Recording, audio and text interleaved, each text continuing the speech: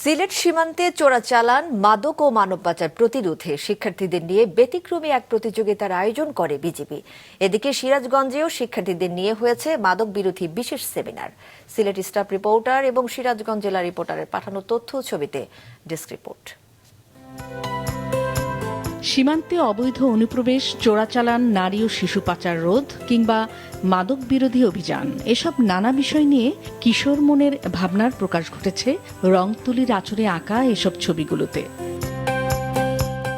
শুধু ছবি নয়, এসব বিষয় নিয়ে তৈরি হয়েছে নানা ভিডিও কন্টেন্টও। সিলেটের গোয়াইনঘাট উপজেলা শিক্ষার্থীদের অংশগ্রহণে এমন নানা প্রতিযোগিতার আয়োজন করে সিলেট বিজিবি ৪৮ ব্যাটালিয়ন। সীমান্তে অপরাধ প্রতিরোধে ভবিষ্যৎ প্রজন্মকে দায়িত্বশীল নাগরিক হিসেবে গড়ে তুলতে এমন আয়োজন, বলেন সংশ্লিষ্টরা। প্রতিযোগিতায় অংশ নেয় উপজেলার ৪টি শিক্ষা প্রতিষ্ঠানের শতাধিক শিক্ষার্থী।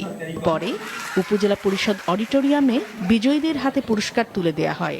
এছাড়া অংশগ্রহণকারী 4টি শিক্ষা প্রতিষ্ঠানে বিতরণ করা হয় 40টি ফলদ ও বনজ গাছের চারা। মদ, বিভিন্ন ট্যাবলেট, এগুলোর প্রতি কিন্তু আসক্ত হয়ে যাচ্ছে। এইগুলো জিনিস থেকে যাতে আমরা বিরত থাকতে পারি, নিজেও যাতে বিরত থাকি, এখানে এসে এগুলা শিখতে পারতেছি। কিভাবে আমরা আমাদের দেশের জন্য কিছু করতে পারবো, এটা আমাদের দেশপ্রেমে উদ্বুদ্ধ করে।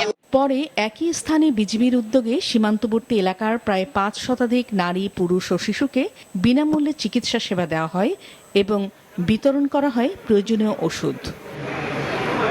এদিকে একসাথে আওয়াজ তুলি, মাদককে না বলি, এই স্লোগানে সিরাজগঞ্জের হৈমবালা বালিকা উচ্চ বিদ্যালয় মাঠে বিভিন্ন স্কুল কলেজের শিক্ষার্থীদের অংশগ্রহণে অনুষ্ঠিত হয় কুইজ, মাদক বিরোধী কবিতা ও বিতর্ক প্রতিযোগিতা।